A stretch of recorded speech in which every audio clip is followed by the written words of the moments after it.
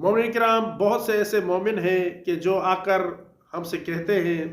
कि हम बहुत दुआएं करते हैं लेकिन हमारी दुआएं मुस्तजाब नहीं होती,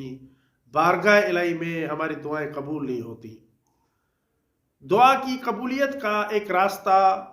रसूल खुदा सल्लल्लाहु अलैहि वसल्लम और आइमा अहल बैत अलैहिमुस्सलातु वस्सलाम ने बयान फरमाया है। अगर हम उस तरीके के मुताबिक दुआ मांगेंगे तो हमारी दुआ कभी भी रद्द नहीं होगी। एक रास्ता जो रसूल खुदा सल्लल्लाहु अलैहि वसल्लम ने बयान फरमाया, आपने इरशाद फरमाया कि जो मोमिन भी रात को उठकर 2 रकात नमाज पढ़े और 2 रकात नमाज पढ़ने के बाद सर सजदे में रखे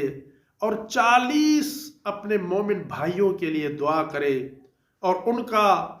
उनके वालिद का नाम ले, तो आप करीम सल्लल्लाहु अलैहि वसल्लम ने इरशाद फरमाया, जो शख्स भी इसी तरीके के मुताबिक अमल करेगा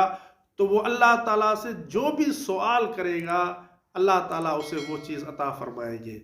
ये एक तरीका है, ये एक रास्ता है जो रसूल खुदा सल्लल्लाहु अलैहि वसल्लम ने हमारे लिए पेश किया है।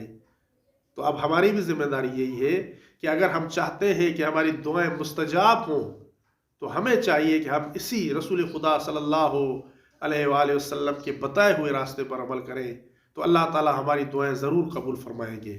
अगर हमारी ये वीडियो आपके लिए हेल्पफुल रही है तो हमारे चैनल को सब्सक्राइब कर लें और वीडियो को लाइक भी कर दें ताकि हमें इस जैसी और वीडियो बनाने के लिए मोटिवेशन मिल सके।